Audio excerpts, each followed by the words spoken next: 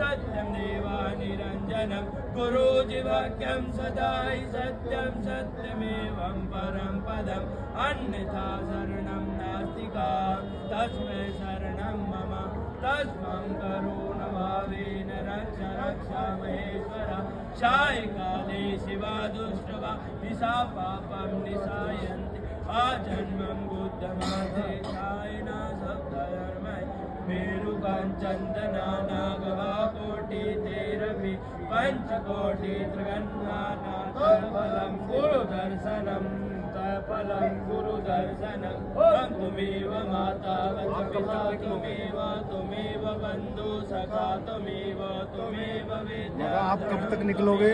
त्वमेव सर्वं मम देव देवा हरि ओम नागमण्डलो लष्करं पद्मविकुलं मदं